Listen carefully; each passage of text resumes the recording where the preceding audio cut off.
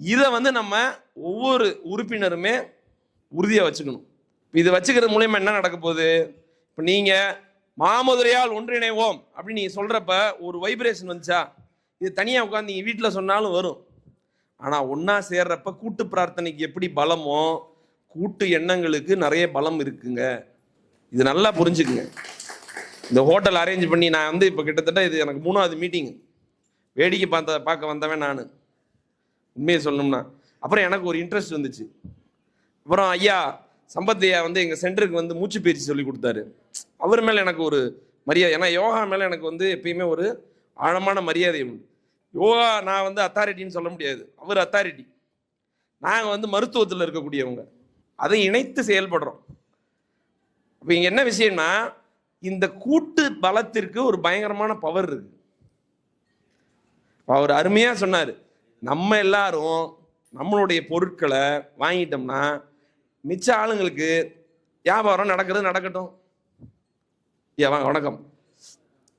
அவர் தாங்க மாமதுரையார் கண்ணையை கூட்டிட்டு வந்தவர். அவருக்கு ஒரு கைதறல் கொடுத்துருங்க.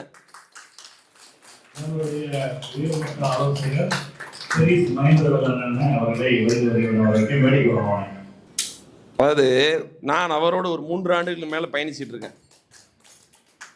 அவர் என்ன பண்ணுவார்னா, டக்குன்னு ஒரு போஸ்ட் போடுவார், தம்பி இங்கே வந்துருங்க, அவ்வளோதான். நான் என்ன பண்ணுவேன், டபால் டக்குங்க வண்டி எங்கே இருந்தாலும், வேறு வேலையாக இருந்தாலும், கிளைண்ட்டு பார்த்துட்டு இருந்தாலும், தம்பி அவங்களை பார்த்துக்குங்க, முக்கியமான வேலை, டக்குன்னு கிளம்பி வந்துடுவேன். இன்றைக்கி நான் சொல்கிறேன், கிணத்துல குதின்னு சொன்னார நான் குதிச்சிருவேன். ஏன் அப்படின்னா, அவர் அந்த கிணத்துக்குள்ள எனக்கான பாதுகாப்பு பெட்டகம், தங்க பெட்டகம் ஏதோ ஒன்று வச்சிருப்பார். நம்பிக்கை தாங்க ஃபர்ஸ்ட். ஒரு மனிதர் மேல் இருக்கிற நம்பிக்கை ஒரு நிறுவனத்திற்கு மேல் எனக்கு கொண்டது. அவர் இன்னைக்கும் பிஎன்ஐ போனதுக்காக தான் காரணம், ரைஸில் நான் வந்ததுக்காக தான் அவர் தான் காரணம், மாமதுரையார் நான் வருவதற்கும் அவர் தான் காரணம். இப்படி தனி மனிதர்கள் சேர்ந்து தாங்க கூட்டா ஒரு பூச்செண்டு மாதிரி தான் நம்ம கோத்து கொண்டு வர முடியும். இப்போ ஐயாவே போய் எல்லார்ட்டையும் போய் சொல்லிட்டு இருக்க முடியாது.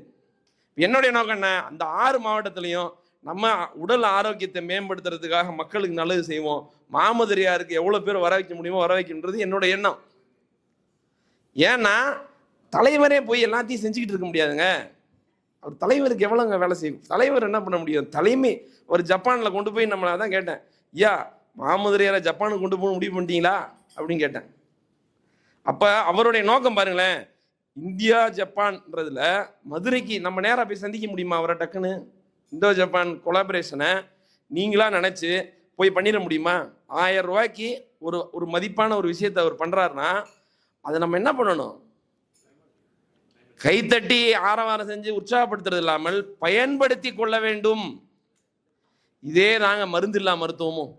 நேராக நான் டாபிக் வந்துடுறேன். மருந்தில்லா மருத்துவம் அப்படின்னு கேட்டவுடனே உங்களுக்கு என்ன தோணுது சொல்லுங்க? ஹாஸ்பிட்டல் அதான் ஃபர்ஸ்ட். இப்போ என்ன ஆயிடுச்சு தெரியுங்களா, நீ சொல்யூஷனை விற்காதப்பா, ப்ராப்ளத்தை வியின்றாங்க. இப்போ என்ன, நீங்கள் மருந்தில்லா மருத்துவத்துக்கு வந்தீங்கன்னா உங்களுக்கு மருந்து தேவையில்லை, அதுதான் உங்களோட டேக்லைன் அப்படின்றாங்க. உங்களுக்கு என்ன தோணுது? ஐயா ஹாஸ்பிட்டல் போனான்ட்டாரு, ஃபர்ஸ்ட் நேரம் அடிச்சிட்டாரு, அடுத்து சொல்லுங்க ஐயா, நீங்க சொல்லுங்க.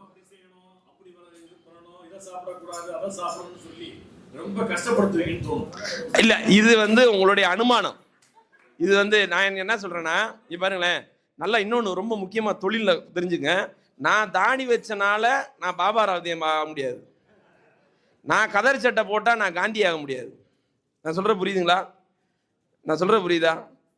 கதர் போட்டவங்களாம் காந்தியும் இல்லை. ஒரு டைலாக் அன்பே சிவம் படத்தில், நல்லா பேண்ட் சட்டை போடாதவன்லாம், பேண்ட் சட்டை போட்டவன்லாம் தீவிரவாதியும் இல்லை. அப்போ தீவிரவாதி எப்படிங்க இருப்பான் அப்படின்னு அந்த படத்தில் வரும், தீவிரவாதி உங்களை மாதிரி ரொம்ப அழகாக இருப்பான் அப்படின்வான். சொல்கிற புரியுதா? அதனால தோற்றத்தை வைத்து நீங்கள் என்ன பண்ணிடக்கூடாது, நீங்களா எதையுமே அனுமானம் பண்ணிடுங்க. மாமதுரையாரை பார்த்து மாமே மச்சான் அப்படி இப்படின்னு பேசுகிறாங்கப்பா, இது என்னன்னு தெரிலப்பா, நீங்களா ஒரு கணக்கு போட்டுக்காதீங்க. இது டெக்னாலஜியும் பழமையும் புதுமையும் எங்களை மாதிரி மருந்தில்லா மருத்துவமும் பெரிய ஸ்ட்ராட்டஜிஸுமான ஒரு பயங்கரமான திரிவேணி சங்கமம் மாதிரியான ஒரு அமைப்புங்க அது. மதுரைக்கு நான் வர்றதுக்கான காரணமே மாமதுரையாரில் இருக்குன்னு நான் சொல்கிறேனே. 6 மாவட்டங்களில் 6 புள்ளி இணைக்குதுன்னா மாமதுரையாருடைய ஒரு ஒரு ஒரு பர்பஸ் வந்து எனக்கு ஒரு பர்பஸ், லைஃப் பர்பஸ் ஆகுதுல்ல. 6 மாவட்டத்துக்கு நான் தனியாக போக முடியுமா? இப்போ மாமதுரையாரில் விநாயகர் பிரசாதம் மாதிரி கொழுக்கட்டை வச்சு உங்களுக்கு காலைல பிரசாதம் கொடுத்து மாமதுரையார் கூட்டம் உங்களுக்கு நீங்களாம் இருந்தால் நடக்குமா? இன்னைக்கு மதுரையில் இருக்க யாருக்காவது வாய்ப்பு கிடைக்குமா? கண்டிப்பாக கிடைக்காது. அப்போ நம்ம என்ன புரிஞ்சுக்கணும்? நம்ம இருக்கக்கூடிய அமைப்புடைய தனித்துவத்தை நம்ம புரிஞ்சுக்கணுங்க. இப்போ மருந்தில்லா மருத்துவம்ல உங்களுக்கு என்ன புரியுதுன்னு சொல்லுங்க. அதை சரியாக நீங்கள் புரிஞ்சுக்கிட்டாதான் நம்ம நிறையா டைம் வந்து we judge with the outside. சொல்லுங்க மேம். அக்குபஞ்சர். ஓகே மேம், மகிழ்ச்சி, நன்றி. உணவே மருந்து, மருந்தே உணவு. சிறப்பு. அடுத்து உடல் வெப்பநிலையை சமநிலைப்படுத்தும். அடுத்து ட்ரீட்மெண்ட் வித்தவுட் மெடிசின். இங்கிலீஷ்ல அப்படியே டிரான்ஸ்லேட் பண்றோம். புரியுங்களா? ஒரே விஷயம் தான். கைதறல் கொடுங்க. ஐயாவை பொறுத்தளவு அவர் எங்க இருக்காரோ அதை வந்து எனர்ஜியா வச்சுக்கிட்டே இருப்பார், ஓடிக்கிட்டே இருப்பார். அவர் ஃபோன் பேசுறாரா, வண்டி ஓட்டுறாரா, யார்கிட்ட பேசுறாரு, போயிட்டே இருக்கும், ப்ராசஸ் ஆகிட்டே இருக்கும். அடுத்து வாழ்க்கையுடைய சின்ன சின்ன விஷயத்தை கொண்டு நோயை அப்படி லைட்டா உள்ள வராங்க கண்டென்ட்டுக்குள்ள. சரி, ரைட்டு. அடுத்து வேற சூரிய நமஸ்காரம். Right, okay, super. அடுத்து மனசை நல்லா வச்சு, மனசு தானே எல்லாமே. ரைட், ஓகே, மகிழ்ச்சி. அடுத்து டென்ஷன் இல்லாமல் இருக்கலாம். மருந்து இல்லாமல் மருத்துவம்னா டென்ஷன் இல்லாமல் இருக்கலாம். Right, okay. நீங்கள் மாமதுரையார் வந்தாலே டென்ஷன் இல்லாமல் தான் இருப்பீங்க. வேற நல்லதே நினைக்கணும், எண்ணம் போல் வாழ்வு. வேற யோகாசனம். Right sir. ஆர்கனைசேஷன்ஸை ஸ்டிமுலேட் பண்ணுறோம். ஓகே. வேற என்னது மேம்? மகிழ்வித்து மகிழ்வில். ஆமாம், ஒரு கைதறல் கொடுத்துருங்க. பாருங்களேன், நீங்கள் என்ன கொடுக்குறீங்களோ அதான் உங்களுக்கு கிடைக்குங்க. நல்லா புரிஞ்சுக்குங்க. நீங்கள் சந்தோஷத்தை கொடுத்தீங்கன்னா உங்களுக்கு சந்தோஷம் கிடைக்கும். எனக்கு பிரசாதம் கிடைச்சி நான் பிரசாதம் கொடுங்கன்றேன். நான் சாப்பிட்டேன், நான் இன்னொருத்தர் சாப்பிடணுன்றத என்னோட எண்ணம். இது ஜென்ரலாக நல்லா புரிஞ்சுக்குங்க. டிரான்செண்டல் ஸ்டேட் ஆஃப் மைண்டுன்னு சொல்லுவாங்க. அப்படின்னா என்னன்னா, இந்த பிரமிட் ஆஃப் லைஃப்பில் பேசிக் நீட்ஸு, அப்புறம் உங்களுடைய social needs, personal needs, financial needs, இப்படி எல்லாம் நீங்கள் ஒன்றொன்னா அடைஞ்சதுக்கு அப்புறமா ஒரு டிரான்செண்டல் ஸ்டேட் ஆஃப் மைண்டுன்னு சொல்லுவாங்க. அப்படின்னா என்னன்னா, நம்ம அடைஞ்ச சந்தோஷத்தை இன்னொருத்தவங்களுக்கு கொடுத்து அதை சந்தோஷப்பட்டு பார்க்கறது. இது ரொம்ப உயரிய நிலைங்க. இந்த நிலை இருக்குல்ல, நீங்கள் சாப்பிட்டு பாருங்க, நல்லா இருக்கு, நீங்கள் பாட்டு பேசாமல் போயிட்டீங்க. நான் மாமதுரையார் வந்தேன், எனக்கு வேண்டிய பெனிஃபிட் கிடச்சி, நான் போயிட்டேன், பத்தாது. நீங்கள் அதை உங்களுக்கு தெரிஞ்ச சரியான நபர் பசியோடு இருக்கார்ல, அவருக்கு அதை கொண்டு போய் சேர்க்கணும். சரிங்களா? அப்படி கொடுக்குறப்ப உங்களுக்கு கிடைச்ச பலன் அவருக்கு போவோம், நீங்கள் அவருக்கு கொடுக்கறனால இது பன்மடங்கு பெருகும். இப்போ நீங்கள் கண்டென்ட்குள்ளே வந்துருங்க. ஏன்னா இந்த கண்டென்ட் ஒரு $1 மில்லியன் கண்டென்ட். இதுதான் நான் சுவிட்சர்லாந்துக்கு போய் பொசிஷன் பண்ணி எங்களுக்கு ஒரு ஃப்ரான்ச்சைஸ் சென்டரே ஐயா மூலியமாக நாகாஸ் அவங்க பிராண்டோட 45 வருஷம் பிராண்டோட கனெக்ட் ஆச்சு. இன்னும் நிறைய பேரோட கனெக்ட் ஆகும்.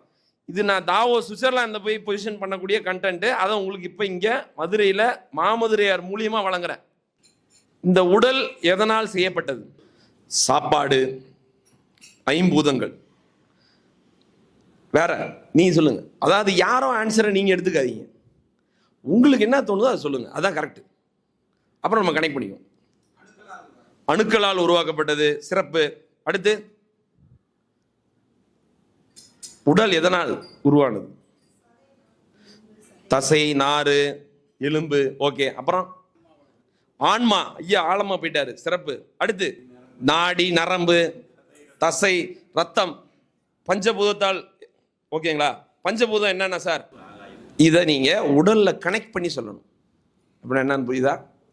அப்படின்னா நீர்னா உடம்புல எங்க இருக்குன்னு நீங்க சொல்லணும், நெருப்புனா எங்க இருக்குன்னு சொல்லணும். இப்ப நீங்க சொல்லலாம். கேள்வி முடிந்தது, பதில் ஆரம்பித்து விட்டது. எதுல இருக்கு? நெருப்பு வயிற்றுல இருக்கு. நீங்க யாராவது ஏத்துக்கிறீங்களா? வேற யாராவது எங்கேயா இருக்கா நெருப்பு? கரெக்டா? ஓகேவா? ஐயா கரெக்ட்ன்றாரு. கைதறல் கொடுத்துருங்க. ஐயா, ஒன்று தலைவனாக இரு, இல்ல தலைவனோட இரு. நான் சொல்றது புரியுதா? ஒன்று நீங்க ஆன்சர் பண்ணுங்க, இல்ல ஆன்சர் பண்றவரை உற்சாகப்படுத்துங்க. ஒன்றும் ஆக போறது இல்லையே, நம்ம என்ன கொண்டு போறோம்? இது மைண்ட் செட்டு. அவர் ஆன்சர் சொல்லிட்டாரு, சொல்லட்டும், நமக்கு என்னடா. அப்புறம் நம்ம இவ்வளவு நேரம் உட்கார்ந்ததுல பிரயோஜனம் போயிடும். அவரு நெருப்பு இந்த ஏரியாவில் இருக்குன்றாரு. நீங்க ஒத்துக்கிறீங்களா? ஒத்துக்கிறீங்க. எப்படி ஒத்துக்கிறீங்க? நியாயப்படுத்தணும். நீங்க ஃபீல் பண்றீங்க. யாரெல்லாம் ஹீட் ஃபீல் பண்றீங்க? ஐயா நீங்க ஐயா யோகி, நீங்க ஆன்சர் சொல்லக்கூடாது. இவர் என்ன பண்றாரு, நான் மக்களை சிந்திக்க வச்சா இவர் என்ன சொல்றாரு, மாமதுரையார் நாங்கள் அப்படியே வாழைப்பழத்தை தேன் நினைச்சு அப்படி வாயில கொடுத்துருவோம் சார். ஆஹா, அந்த மாடல் இருக்கக்கூடாது. பசி வரணும் உங்கள்ட்ட இருந்து. நீங்க ஹீட்டு ஃபீல் பண்றீங்களா? அவங்க ஹீட்டுன்றாங்க. பண்றீங்களா? எல்லாருமே ஹீட்டா இருக்கீங்க. ஜீரணமா ஐயா கரெக்டாக அடிச்சாரு, கை தட்டிடுங்க ஐயாவுக்கு. ஐயா இங்க நெருப்பு இருக்கனால தான் சாப்பிட்டோம், கொழுக்கட்டை உள்ள போய் காப்பி உள்ள வேலை பார்த்து அது எனர்ஜியா மாறுது சொல்லிட்டாரு. அடுத்து நெருப்புக்கு அப்புறம் காற்று, சுவாசம். மேடம் ஒரு கைத்தட்டல் கொடுத்துருங்க. சுவாசம் 2 முடிஞ்சு போச்சுங்க. 3வது லங்ஸ், நீர்.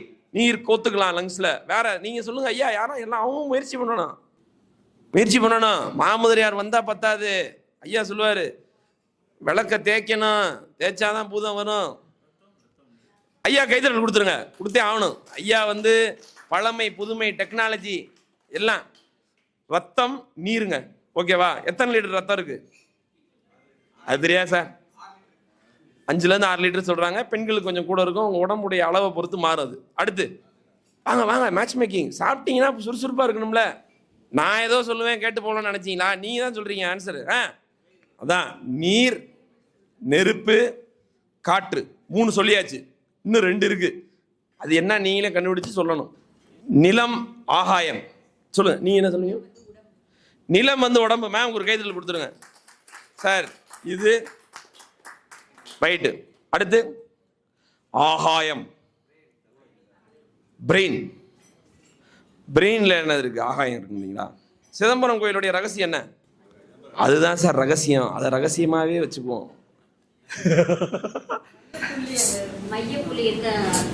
மைய புள்ளி. நானே ஒரு 6 புள்ளி, நீ ஒரு புள்ளி. இல்ல ஆகாய தத்துவம் தான் சிதம்பரம் கோயிலுங்க. சிவனும் சிவனும் ஒன்று, வாயில மண்ணு. புரியுங்களா? சிவன் 2 இருப்பாரு. சிதம்பரம் கோயில சிதம்பரம் ரகசியம் என்னன்னு உங்களுக்கு நான் சொல்லிடுறேன். கரெக்டாக உள்வாங்கிக்கங்க. பஞ்சபூத தத்துவத்தை உள்வாங்கிட்டீங்கனாலே வேற வேலை ஈஸி. ஆகாயம்னா அங்க இறைவன் உங்களுக்கு நேராக பார்க்கக்கூடிய தோற்றத்தில் இல்லை. அவர் அருரூபமாக, ஆகாயமாக அங்க பிரதிஷ்டை பண்ணப்பட்டிருக்கிறார். அங்க என்ன பண்ணுவாங்கன்னா, அந்த ஸ்கிரீனை விலக்கி இங்க பாருங்க எல்லாருன்றப்ப அங்க ஒரு தங்க இலை தொங்கப்பட்டிருக்கும். அந்த இலையை நீங்க பார்த்தீங்கன்னா அங்க இருக்கக்கூடிய இறைவனை பார்த்ததாக தத்துவம். இது ஆகாய தத்துவம். ஏன்னா நீங்க காத்த என்ன பண்ண முடியாது, கண்ணுல பார்க்க முடியாது. அது மாதிரிதான் மாமதுரையாருடைய பலத்தை நீங்க என்ன பண்ண முடியாது. நீ நானே ஏதோ சொல்றேன் ஃப்ளோல, அப்படியே நீ நடிச்ச அப்படின்னா என்னது, நீங்கள் அனுபவித்து உணர்ந்துதான் பார்க்க முடியும். அதற்கு உள்ள வந்தாதான் முடியும். பஞ்சபூத தத்துவமும் இதுவும் ஒண்ணுதாங்க. ஏன்டே அப்படிதான். நீங்க ஏதோ தாடி வச்சிருக்காரு, இவர் ஏதாவது ரூல்ஸ் அதிகமா போடுவார்னு நினைச்சீங்கன்னா, நான் கறி ஈரி எண்ணெய் எல்லாமே சாப்பிடுவேன் நான். ஆனா எப்ப சாப்பிடணும் எப்ப சாப்பிடக்கூடாதுன்றதுல இடைவெளி இருக்கு. மருந்தில்லா மருத்துவத்துடைய முதல் தத்துவம் இல்ல. ஆகாயம்னா என்னன்னா, நீங்க தூங்கும் பொழுது, தியானிக்கும் பொழுது உங்களுடைய கிரவுன் சக்கரா வழியா உங்களுக்கு ஒரு ஆகாய சக்தி உள்ள போகுது. நீங்க ஆழமா தூங்கி நினைச்சீங்கன்னா சாப்பிடாமலே உங்களுக்கு ஒரு சார்ஜ் இருக்கும். நீங்க பார்த்துருக்கீங்களா? கண்ணுலாம் கொஞ்சம் தெளிவா இருக்கும், உடல் கழிவு கரெக்டா நீங்கும், ஃப்ரெஷ்ஷா இருப்பீங்க. இது பேர் ஆகாய சக்தி. தியானம் பண்ணா கிடைக்கும். ரொம்ப சக்தி வாய்ந்த இடங்களான கடல், அருவி, சீ எனர்ஜின்னு சொல்லுவாங்க. இந்த இடங்கள்லாம் போனீங்கன்னா ஆகாய சக்தி அதிகமா இருக்கும். அதனாலதான் அனுமார் மலையில தான் இருப்பார், ஆகாயம் அப்படியே பறப்பாரு. அப்போ உடம்பு நல்லா இருந்தா குழந்தை மாதிரி நீங்க மிதக்கிற மாதிரி ஃபீல் பண்ணுவீங்க. அதான் ஆகாய சக்தி. உடம்பு லேசா இருக்கும். உடம்பு கணக்க உங்களுக்கு நோய் இருக்குன்னு அர்த்தம். உடம்பு கணத்தா மனசு கணக்கும், மனசு கணத்தா உடம்பு கிடக்கும். இது ரெண்டும் தொடர்பு ஒன்னோட ஒன்று இருக்கு. அப்போ நீங்க பார்க்குறப்பயே கணத்தா ஆளா தெரிவிங்க. வியாபாரம் பண்ண முடியாது. உங்கள்கிட்ட சந்தோஷம் இல்லைன்னா வியாபாரம் பண்ண முடியாது. அதனால சைனால என்ன சொல்றானா, சொல்லுங்க உட்காருங்க சொல்லுங்க. மனித உடல்ல 5 பூதங்கள், பஞ்சபூதங்கள் சொல்லியிருந்தீங்க. இப்போ அதற்கு நிலம், நீர், காற்று அனைத்தையும் சொல்லிட்டோம். அப்போ இப்ப நம்ம மனிதனை இல்லைன்றப்போ, உயிர் பிரிஞ்சிச்சு, ஆன்மா பிரிஞ்சுன்றப்போ நம்ம எல்லாத்தையும் குறிப்பிடணும். என்னோட கை, என்னுடைய முதுகு, என்னுடைய தலை, என்னுடைய கால், என்னுடைய கல், என்னோட வாய், அப்படின்னு நிறைய சொல்றோம். ஆனா உயிர் அப்படின்றதுதான் அந்த ஆன்மான்னு சொல்றோம். அப்ப இந்த பஞ்சபூதங்கள்ல நான் நினைத்தேன் நீங்க ஆகாயன்றது ஆன்மா, உயிரை சொல்ல போறீங்களோன்னு நான் நினைத்தேன். அப்ப அது இல்லைன்னா ஒரு மனிதனுக்குள்ள அந்த உயிரும் இருக்கு இல்லையா? அப்ப உயிரை எந்த பஞ்சபூதங்களை எதை சொல்லணும்? அதாவது இந்த ரூம் எதால் செய்யப்பட்டது அப்படின்னா இவ்வளவும் சேர்ந்துருக்கு. ஆனால் இவ்வளோத்தையும் எடுத்தீங்கன்னா அந்த ரூம் காணாமல் போயிடும். நான் சொல்கிறது புரிஞ்சுச்சா? அப்போ அவர் சொல்லுவாருங்க, அவர் ஆன்மாவை பற்றி அவர் பேசுவார், நான் வந்து மருந்தில்லா மருத்துவம் பேசிட்டு களத்துக்கு போகிறேன். இப்போதைக்கு உங்களை நான் சிந்திக்க வச்சிருக்கேன்னு சந்தோஷப்படுறேன். ஏன்னா அடுத்த டாபிக் இதோட இணைந்து வரனால ரொம்ப மகிழ்ச்சி. இப்போ பஞ்சபூதம் பேசிட்டோங்க. இதில் 2020 நிறைய பேர் இந்த உலகத்தில் இருந்தவங்க காணாமல் போயிட்டாங்க. கொஞ்சம் சீரியஸான மேட்ரு, நீங்கள் நல்லா உள்வாங்கிக்கங்க. 2020 நிறைய பேர் இந்த உலகத்தில் இருந்தவங்க காணாமல் போயிட்டாங்க. எந்த பூதம் கெட்டதால் அவர்கள் காணாமல் போனார்கள்? கொரோனா வந்து நோய். காற்று எங்கே கெட்டு போச்சு? சொல்ல கொரோனா வந்தனால காற்று ரொம்ப சுத்தமாச்சு உலகத்தில், கரெக்டா? நுரையீரல். அப்போ நுரையீரல் சார்ந்த நோய் வந்துச்சுன்னா ஒரு மனிதன் கண்டிப்பாக அவனால் ஆரோக்கியமாக இருக்க முடியாதுங்க. இதை ஃபஸ்ட்டு நீங்கள் புரிஞ்சுக்குங்க. இதோடைய அடுத்த தொடர்ச்சி ஐயா கொண்டு வர போகிறாரு. அதுக்கு நான் விதையை போட்டுக்கிட்டே போயிட்டுருக்கேன். அப்போ மூச்சு போச்சுன்னா பேச்சு போச்சு, ஆள் இல்லை, எதுவும் இல்லை. துணி சாஸ்திரம்னு ஒன்று இருக்குது, முடிஞ்ச ஆராய்ச்சி பண்ணி பாருங்க. துணி சாஸ்திரம்னா என்னன்னா, நீங்கள் என்ன துணியில் பேசுகிறீங்கன்றதை வச்சு உங்களுடைய முழுமையான ஆரோக்கியத்தை நம்மால் கணிக்க முடியும். இது பேர் பிச்சுன்னு சொல்லுவாங்க பிஸ்னஸில். என்னப்பா அவன் சொல்கிறான், என்ன சொல்கிற, என்ன பொருள்னு விற்கவும் தெரியல, சொல்லவும் தெரியல, இவனுக்கு எப்படிப்பா நான் வியாபாரம் கொடுக்குறது? அதனால்தான் பெரிசியா சொல்லுவார், பூதத்திட்ட நீங்கள் கேட்க தெரியணும்னு சொல்லுவார். அதுதான் பிச்சு. மாமதுரையார் வந்தால் பத்தாது, மாமதுரையாரில் பிச் பண்ணணும். நான் பிச் பண்ணிட்டேன், 6 மாவட்டத்துக்கு பிச் பண்ணிட்டேன். கவனிச்சிங்களா? அப்படின்னா என்ன? பிச்சுன்றது டைரெக்டாக நடக்காது. நீங்கள் உங்கள் நோக்கத்தோடு இணைந்து பிச் பண்ணணும். அப்போ இந்த துணி சாஸ்திரம் ஒருத்தருக்கு சரியா இல்லைன்னா தொழிலில் ஜெயிக்க முடியாது. நீங்கள் சொல்கிற ப்ராடக்ட் அவருக்கு புரியாது. அவர் என்ன நினைப்பாரு, ஏதோ ஒன்று பேசிட்டு, இப்போ நாங்கள் இதை ஆண்டர்பிரனர்ஷிப் ப்ரோக்ராம், அலைன்மெண்ட் ப்ரோக்ராம் கொண்டு வர போகிறோம். ஏன்னா இன்னைக்கு தொழில் முனைவோரை கவர்மெண்ட்டே ப்ரொமோட் பண்ணுது. ஆனால் தொழில் முனைவோருக்கு என்ன இல்லை இன்னைக்கு? துணி இல்லைங்க. என்ன இல்லைன்றார் ஐயா? மன நிம்மதி. மன நிம்மதி. அவர் சரியான விஷயத்தை செஞ்சா, இங்கே பாருங்க, காரை கரெக்டாக தயார் பண்ணி கரெக்டாக அதுக்கான அலைன்மெண்ட் பார்த்து கரெக்டாக அதை ஒழுங்காக டிசைன் பண்ணி இன்ஜினை கரெக்டாக வச்சு டயரில் காற்றுலாம் அடித்து டீசல் போட்டு நீங்கள் வண்டியை ஓட்டிங்கன்னா வண்டி 120 போகுமா? ஹைவேல போகுமா? போதா? இதே தாங்க பிஸ்னஸும். நீங்கள் சரியான ஆட்களோட சரியான வகையில் அலைன் ஆகிட்டீங்கன்னா உங்கள் பிஸ்னஸ் டாப் கியரில் போயிடும், ஜப்பானுக்கு போயிடும். உங்கள் மேட்ரு இல்லை.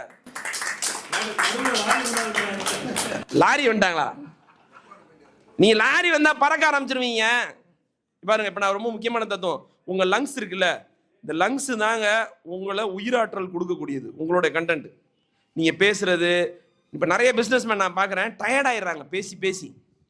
ஏன்னா அவங்கள்ட்ட சார்ஜ் இல்லை, பேட்டரி இல்லை. இப்போ 3000 mAhன்னு வைங்களேன், நீங்கள் ஒரு நாள் சார்ஜ்லேயே பேட்டரி புஷ்ஷுன்னு போயிடும். அப்போ நான் என்ன பண்ணுறோம், இந்த புது செல் வாங்கிட்டானே 25,000ண்ணே, 5000 mAhன்றானே, 2 நாள் பேசினாலும் ஒன்றும் ஆக மாட்டேங்குண்ணே, ஹீட் ஆகுது ஆனால் பேசிக்கிட்டே இருக்கேனே. பையன் வீடியோ எடுக்கிறாரு, பேட்டரி இருக்கிறனால எடுக்கிறாரு.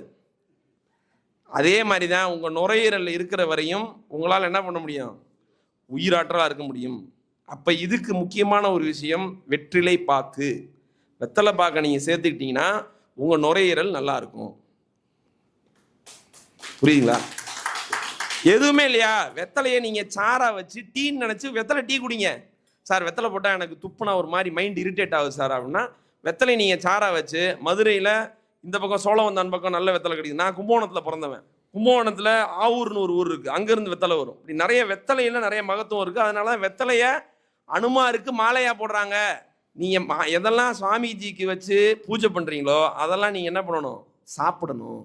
வாழைப்பழம் சிறந்த உணவு, தேன் மிக சிறந்த உணவு, துளசி சிறந்த ஒரு அருமையான மருந்து, இஞ்சி மிக சிறப்பான ஒரு விஷயம். இப்போ இந்த மருந்தில்லா மருத்துவத்தில் நான் ஒரு சின்ன இன்ட்ரோ தான் கொடுத்துருக்கேன், இதோட நிறைய செய்ய போகிறேன். இந்த பஞ்சபூதத்தால் ஆனதுதான் உடல். இந்த நுரையீரல் நல்லா இருக்கணும்னா நீங்கள் எப்படி வண்டியை ஓட்டிக்கிட்டே இருந்தால் மட்டும் நல்லா ஓடாதோ, வண்டியை சர்வீஸ் பார்க்கணும், ஆனுவல் செக்கப் பண்ணணும், மெயின்டெனன்ஸ் பண்ணணும். இப்போ ஹாஸ்பிட்டலில் என்ன பண்ணுறாங்கன்னா எவ்ரி இயர் செக்கப் பண்ணி எங்கே பிரச்சனை இருக்குன்னு சொல்லுவாங்க. நம்ம இதில் ஆனுவல் மெயின்டெனன்ஸ் போட்டிங்கன்னா பிரச்சனை வராமல் இருக்கிறதுக்கு என்ன பண்ணணும்னு சொல்லுவோம். வருமுன் காப்போம், வந்த பின் காப்போம். சார் முட்டி வலி ஏன் சார் வருது சொல்லுங்க ஐயா. முட்டி வலி இருக்கிறவங்க சொல்லுங்க, இல்லாதவங்களும் சொல்லுங்க.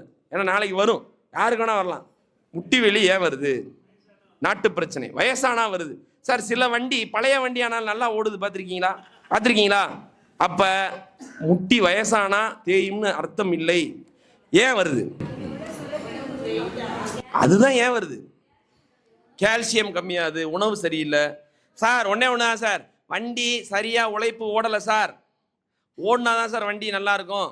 கரெக்டா இல்லையா? நீங்க வண்டி என்ன பண்றீங்க, அப்படியே தொடச்சு வாட்டர் வாஷ் பண்ணி மேக்கப் போட்டு அப்படியே வச்சுக்கிட்டு இருக்கீங்க. வண்டி தேய்மானம் ஆகிக்கிட்டே போயிட்டு இருக்கு. நடை, இதுதாங்க மெயினான கண்டென்ட். நல்லா தெரிஞ்சுங்க. உங்களுக்கு ஒரு ரகசியம் கொடுக்க போறேன். நடை பயிற்சின்றது எப்ப இருந்து வந்துச்சுன்னு யாராவது சொல்ல முடியுமா? இல்ல, நடை பயிற்சின்ற தத்துவம் நம்ம பிறந்ததுல இருந்து சாவர வரையும் நடந்துட்டு தானே இருக்கோம். கரெக்டா இல்லையா? அப்பதான் நம்ம மனுஷன். இப்ப எவ்வளவு பெரிய ஆளா வேணா இருக்கட்டும், ஃபிளைட்டே வரட்டும், வந்து இறக்கி விட்டாலும் இங்க நடந்தானே வர முடியும். 10 வருஷமா தான் பேசிட்டு இருக்காங்க. ரைட்டு. நீங்க என்னுடைய ஆராய்ச்சிப்படி சித்தர்கள் புக்கு, உலகம் பூரா நான் போய் பார்த்த எல்லா பயிற்சி தத்துவத்தை எல்லாத்தையும் பார்த்துட்டேன். நடைப்பயிற்சின்னு ஒன்று கிடையவே கிடையாதுங்க. பயிற்சின்னு இந்தியாவில் தான் இவங்க சாப்பிட்டு கவுச்சி போட்டுட்டாவோ உட்காந்துருக்காங்கன்னு டாக்டர் என்ன சொன்னாங்கன்னா, ஒரு 15 நிமிஷம் நடந்தா நல்லதுன்னு சொன்னாங்க. நம்ம மக்கள் என்ன ஆயிட்டாங்க, காலைல 3:30 மணிக்கு நீங்கள் இந்த ரேஸ் கோர்ஸ் பக்கம்லாம் போனீங்கன்னு வைங்க, ஜோ எனக்கே ரொம்ப மனசுக்கு ஐயா சொன்னார், வராமல் இருக்கிறது வேதனையாக இருக்கு. இவ்வளோ பேர் நடக்கிறத ஒரு பயிற்சின்னு நினச்சி நடந்துக்கிட்டு இருக்காங்களே. சொல்கிறது புரியுதா? ஏன்னா இவங்க தேவையில்லாமல் இந்த நடைப்பயிற்சின்னு மார்க்கெட் பண்ணிட்டாங்க. இன்னைக்கு என்ன ஆயிட்டாங்கன்னா, நாங்கள் இதை செஞ்சோம்னா எனக்கு உடம்பு நல்லா இருக்குன்னு ஒரு பிளேசிபோ எஃபெக்ட் உருவாயிடுச்சு. நடைப்பயிற்சி எப்படி தெரியுங்களா? நல்லா புரிஞ்சுங்க. எப்பயுமே நம்ம வாழ்க்கையில் இப்படி தான் நடந்துக்கிட்டே இருப்போம். நீ திடீர்னு வித்தியாசம் இப்படி நடப்பீங்களா? இல்லை இப்படி சைடில் நடப்பீங்களா? ஆனால் உடம்புல இந்த எல்லா அசைவும் இருக்குங்க. அப்போ உடற்பயிற்சியில் மட்டும்தான் உடல் சார்ந்த எல்லா அசைவும் வரும். எல்லா அசைவும் வந்தாதான் உங்கள் உடம்பு நல்லா இருக்கும். அப்போ நீங்கள் வண்டியை ஓட்டிக்கிட்டே இருந்தாலே போதும், வண்டி நல்லா ஓடும்னு நினச்சா அது முட்டாள்தனமா இல்லையா? வண்டி சர்வீஸ் பண்ணணுமா இல்லையா? அப்போ சர்வீஸ் பண்ணுறதுக்குன்னு இருக்கிறது தான் யோக பயிற்சி, களரி, சிலம்பம், கரலாக்கட்டை, மல்லர் கம்பம். இப்படி நம்ம முன்னோர்கள் பல பயிற்சிகளை வகுத்து வச்சிருக்காங்க. மருந்தில்லா மருத்துவத்தில் சித்தர்கள் வழியில இந்தந்த உணவை சாப்பிட்டா இந்தந்த நோய் சரியாகும். நண்டு சூப்பு குடிச்சா நுரையீரலுக்கு நல்லது, கபம் இருக்கா இதை சாப்பிடு. இது எதுக்குன்னா மருத்துவமா நீங்க செஞ்சுட்டு அடுத்து பயிற்சி பண்ணி ரெடி ஆயிடணும். நம்மால் என்ன பண்றான், சார் எதை சாப்பிட்டா நல்லதுன்னு கேட்குறான் எப்போ வந்தாலும். நான் சொல்றேன், நல்லா புரிஞ்சுக்குங்க. சாப்பிடாம இருந்து அன்னைக்கு பஞ்சத்தில் நிறைய பேர் செத்தாங்க. இன்னைக்கு சாப்பிட்டு நிறைய பேர் செத்துக்கிட்டு இருக்காங்க. நீங்க எதில் இருக்க போறீங்க பார்த்துக்குங்க. இதுதான் காலம். இன்னைக்கு நமக்கு என்ன ஆயிடுச்சு, சாப்பிட்டீங்களான்னு கேட்டு நமக்கு அந்த காலத்தில் ஏன் கல்ச்சர் வந்துச்சுன்னா, நிறைய பேர் பட்னியாவே இருப்பாங்க. வீட்டுக்கு வந்தாலே தம்பி தண்ணி எடுத்து கொடுப்பா, சாப்பிட்டியான்னு கேளுப்பான்றது கல்ச்சர். இன்னைக்கு என்ன ஆயிடுச்சு, வாக்கிங் போனீங்களா வாங்க அப்படியே சூப்பு சாப்பிடுவோம், அப்படி அடுத்து வேற என்ன இருக்கு. இப்போ இது இன்னைக்கு மூடை தூக்குறவர் பொரோட்டா சாப்பிட்டு குஸ்கா சாப்பிட்டு நல்லா தாங்க இருக்காரு. ஏன்னா அவர் உடல்ல உழைப்பு இருக்கு. உணவுல எந்த தவறும் இல்லை. உணவு இன்னைக்கு வெரைட்டியா, பொரோட்டா பசிக்காம இருக்கிறதுக்காக கண்டுபிடிக்கப்பட்ட உணவு. தேயிலை தொழிலாளர்களுக்கு குளிர்ல பசிக்க கூடாது அப்படின்றக்கா மைதா ரொட்டின்னு சாப்பிடுவாங்க. அது இன்னைக்கு என்ன ஆயிடுச்சு, சில்லி பரோட்டாவா மாறிடுச்சு, குஸ்காவா ஆயிடுச்சு, சால்னா வந்துருச்சு, எல்லாம் வந்துருச்சு. ஆனா நம்ம ஆளுக்கு உள்ள இருக்கக்கூடிய இன்ஜின்ல நெருப்பு என்ன இல்லை, ஜீரண நெருப்பு இல்லை.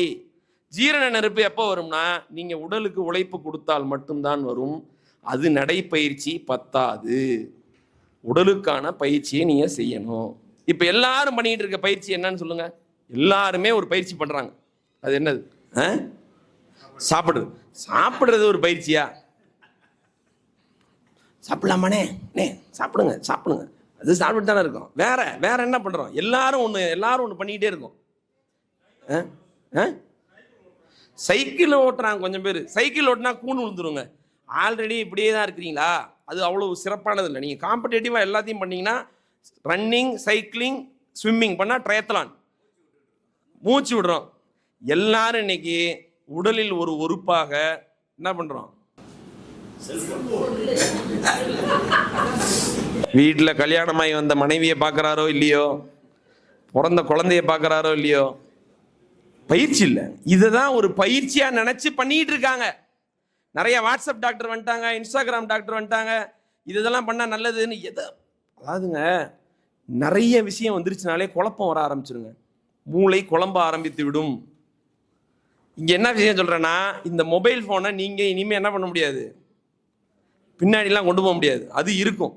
இப்போ இந்த தத்துவம் என்னன்னா, நீங்கள் மொபைல் ஃபோன் வரனால நிறைய பேருக்கு இன்னைக்கு கூன் உழுக ஆரம்பிச்சிருச்சு. குழந்தைங்களே இப்படி போயிட்டு இருக்காங்க. காரணம், நேர்கொண்ட பார்வையும் நிமிர்ந்த நடையும் இன்னைக்கு தமிழர்களுக்கு இல்லை, உலகத்தில் இருப்பவர்களும் இல்லை. சிங்கப்பூரில் போய் நான் 2008 போனப்ப அவன் செல்லை வச்சுக்கிட்டு அப்படியே கேம் விளாடுறதை பார்த்து என்னடா பயங்கர அட்வான்ஸாக போயிட்டு இருக்கான் சிங்கப்பூர் நினச்சேன். அவன் அப்போ இவ்வளோ பெரிய கண்ணாடி போட்டு விளாண்டுக்கிட்டு இருந்தான். அப்போ நீங்கள் மொபைல் ஃபோன் யூஸ் பண்ணுறதுக்கு எர்கனாமிக்ஸ் சரியான அளவில் உயரத்தில் வச்சு பார்க்கணும். அப்புறம் அதுக்கான மாற்று பயிற்சியாக உடலுக்கு கரலாக்கட்டையில் இருக்கக்கூடிய சில மெய்ப்பாடம்ன்ற மாதிரியான பயிற்சி பண்ணணும். பண்ணினா ஷோல்டர் வந்து நேராக இருக்குங்க. ஷோல்டர் நேராக இருந்தால் தான் லங்ஸ் நல்லா இருக்கும். லங்ஸ் நல்லா இருந்தால் உங்களுடைய ஜீரணம் நல்லா இருக்கும். ஜீரணம் நல்லா இருந்தால் பஞ்சபூதமும் நல்லா இருக்கும். பஞ்சபூதமும் நல்லா இருந்தால் நீங்கள் நல்லா துணியாக பேசுவீங்க. துணியாக பேசுனீங்கன்னா உங்கள் வியாபாரம் ஜப்பானுக்கு கொண்டு போயிடலாம். இதுதான் பஞ்சபூத தத்துவத்தில் மருந்தில்லா மருத்துவத்தில் இருக்கக்கூடிய மிக முக்கியமான கண்டென்ட்டு. இதில் யோகான்றது ஏன் முக்கியம்னு ஐயா அதுக்கு அடுத்து பேசுவார். வழி சார்ந்தோ இல்லை வேற ஏதாவது உங்களுக்கு நான் பேசுனதுல ஏதோ உங்களுக்கு புரிஞ்சிருந்துச்சு, இல்லை ஏதாவது கேள்வி இருந்தால் நீங்கள் இப்போ கேட்கலாம். நான் இதோட நிறைவு பண்ணுறேன். அப்படின்னா என்ன கேள்வி தான் இருந்தால் கேட்கணுங்க. நீங்கள் நடைப்பயிற்சி பண்ணுங்க நான் சொல்லவே இல்லையே, அப்போ சொன்னேன்.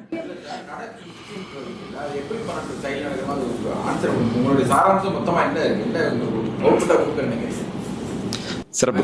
உட்காந்துரு. இப்போ நான் சொன்னதோடைய சாராம்சம் யாருக்கு புரிஞ்சிருக்கு? எனக்கு ஒன்று மட்டும் புரிஞ்சிருச்சு. நான் சொன்னது பல பேருக்கு பல விதமாக புரிஞ்சிருக்குன்னு புரிஞ்சிருச்சு. இப்போ அவர் என்ன சொல்றாரு, சார் கிளைமேக்ஸ் என்ன அதை மட்டும் சொல்லுங்க. எனக்கு நான் 15 வருஷமா 20 வருஷமா இந்த தொழிலில் இருக்கேன். 20 வருஷமா படம் எடுக்கிற என்னைய 10 நிமிஷத்துக்குள்ள இந்த கண்டென்ட்டை மட்டும் முடிச்சுட்டு போப்பா அப்படின்னா நான் தொழில் ரகசியம் சொல்லிடுவேன். புரியாது. இப்போ ஐயா சொன்னதோடைய கண்டென்ட் என்ன சொல்கிறேன், நடைப்பயிற்சியை பயிற்சின்னு நினச்சி பண்ணாதீங்கன்றது தான் என்னுடைய ரிக்வெஸ்ட். சொல்லிட்டேனே, சிலம்பம், களரி, கரலாக்கட்டை.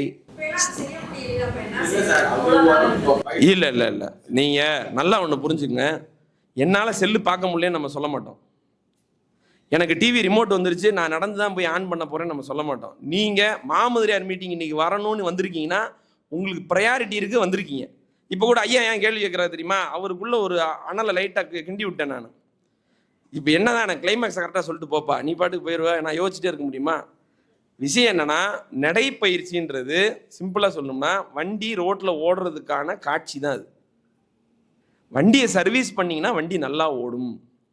சர்வீஸ் பண்ணுற வேலைக்கு நீங்கள் உடற்பயிற்சியாக பேசிக் ஸ்ட்ரென்த்தை நீங்கள் பண்ணுங்கள், யோகா பண்ணுங்கள், களரி பண்ணுங்கள், சிலம்பம் பண்ணுங்கள், கரலா, இது எல்லாத்தையும் நீங்கள் இளம் வயசில் பண்ணுற அளவுக்கு பண்ணணும்னு அவசியம் இல்லை. உங்கள் வயசுக்கு ஏற்றாப்புல சாப்பிட்றீங்கல்ல, உங்கள் பசிக்கு ஏற்றாப்புல நீங்கள் உட்காந்து வேலை பார்க்குறீங்கல்ல, உங்கள் சக்திக்கு உட்பட்டு நீங்கள் வந்து தொழில் செய்கிறீங்கல்ல, ஆனால் அதை முறையாக கற்றுக்கிட்டே செய்யுங்க. யூடியூப் பார்த்து இதையும் நான் ஃப்ரீயாக ஏதாவது பண்ணுறேன் அப்படின்னு எங்கேயாவது போட்டு பண்ணிங்கன்னா விளைவுகள் எக்குத்தப்பாக இருக்கும். ஏன்னா இது எல்லாமே கலைப்பாடம். கலைப்பாடத்தை படிப்படியாக கற்றுக்கலைன்னா அதோடைய விளைவுகள் நம்ம அனுபவிக்கிற மாதிரி இருக்கும். இன்னும் விபரீதமான இருக்காது. ஏதாவது குண்டக்க மண்டக்க என்ன நடக்கும், வண்டியை ஓட்ட தெரியாமல் டக்குன்னு சார் புது வண்டி வாங்கிட்டேன் சார்னு ஓட்டுறான்னு வைங்களேன். இந்த கேள்விப்பட்டிருக்கீங்களா? அசாரதீன் பையன் வந்து பைக் பல்சர் எடுத்த உடனே ஓட்டின உடனே ஃபர்ஸ்ட் கியர் போட்டு போனோடனே அந்த தெருமுக்குள்ளேயே வலிக்கு விழுந்து இறந்துட்டார். இன்னைக்கு நான் சொல்கிறேன் வரலாறு நீங்கள் நல்லா கவனிச்சுங்க. நிறைய பேர் பெற்ற தந்தை பெற்ற மகன் இறப்பதை பார்த்துக்கிட்டு இருக்காங்க இன்னைக்கு இன்றைய காலகட்டத்தில். இது ஏன் நடக்குதுன்னு நினைக்கிறீங்க? முதல் தலைமுறை ஆரோக்கியத்தை சரியாக அடுத்த தலைமுறைக்கு கடத்தலை. ஆரோக்கியம் மட்டும் இல்லை, பழக்க வழக்கம், பேசுறது, இன்டர்பர்சனல் ஸ்கில்லு, கம்யூனிகேஷன், வீட்டுக்கு வந்தால் வரவேற்கிறது, ஒரு மீட்டிங்க்கு எப்படி கூட்டிகிட்டு வரணும்னு பேசுறது, இது எல்லாமே இன்னைக்கு என்ன ஆயிடுச்சு, அவங்க தனியாக ஒரு உலகத்தில் சுற்றிக்கிட்டே இருக்காங்க. வாட்ஸ்அப்பில் போட்டால் டக்கு டக்குன்னு லைக் வருது, எல்லாம் வருது. எப்பா ஃபோன் அடித்தோம்னா எடுக்க மாட்டுறாரு, நேரில் வேணா வரமாட்டுறாரு. அப்போ இன்னைக்கு நீங்கள் காலம் மாறினாலும் ஏஐ வந்தாலும் என்ன வந்தாலும் இந்த பஞ்சபூதத்தை என்ன பண்ண முடியாது. அப்போ நீங்கள் என்ன புரிஞ்சுக்கணும், நம்ம முந்தைய எப்படி செக்கு எண்ணெயை நீங்கள் பயன்படுத்தி சாப்பிட்றீங்களோ அது மாதிரி நம்ம முன்னோர்கள் என்ன உணவு மில்லட்லாம் சாப்பிட்டாங்களோ சாப்பிட்றீங்களோ அது மாதிரி நம்ம முன்னோர்கள் என்ன பயிற்சி பண்ணாங்க. எங்கள் தாத்தா பண்ணாலும் உடல் உழைப்பு நான் பண்ணியிருக்கேனான்னு கேட்டால் இல்லை. ஆனால் நான் என்ன பண்ணக்கூடாது, என் பொண்ணுக்கு அப்பா நீ என்னப்பா சும்மா உட்காந்துருக்க, நானும் சும்மா உட்காந்துருக்கேன், என் பொண்ணுக்கு நான் இருந்தேன்னா என் பொண்ணு என்னவா, அவளும் என்னை மாதிரி உட்காந்து செல்லை பார்த்துட்டு இருப்பான். அப்போ நான் என்னுடைய செல்களை இயக்கினால்தான் நான் செல்லுலேருந்து வெளியே வர முடியும். உங்கள் செல்லை இயக்காம நீங்கள் செல்லுலேருந்து வெளியே வர முடியாதுங்க. அப்போ அதுக்கு என்ன பண்ணுங்க, உங்கள் வீட்டு பக்கத்தில் யாரோ ஒரு யோகா மாஸ்டர் இருக்காரா, ஐயா ஒரு 500 ரூபாயா எவ்வளவோ ஒரு குருதட்சணையாக போடுங்க. எந்த காசும் இல்லாமல் எதுவும் கற்றுக்காதீங்க தயவுசெய்து. மாமதுரையாருக்கே நான் ரிக்வெஸ்ட் பண்ணுறேன், இந்த மீட்டிங்கு ஒரு மினிமம் சார்ஜ் வைங்க, ஒரு பெட்டியை வைங்க. நாங்களே ஒன்று போட்டு டொனேட் பண்ணிட்டு போகிறோம். எதுக்கு தெரியுங்களா, இன்றைக்கி நான் பேசுகிற விஷயம் உங்களுக்கு ஃப்ரீயாக கிடச்சா அது உங்களுக்கு வேலை செய்யாது. எழுதி வச்சுக்கோங்க. இதை மகமைன்னு சொல்லுவாங்க ஐயாவுடைய பாஷையில். யார்கிட்ட நம்ம ஏதாவது ஒன்று வாங்கினோம்னா அதுக்கு நம்ம என்னவா இருக்கணும், நன்றியோடு இருக்கணும். அப்போ தான் அது நமக்கு வேலை செய்யும்.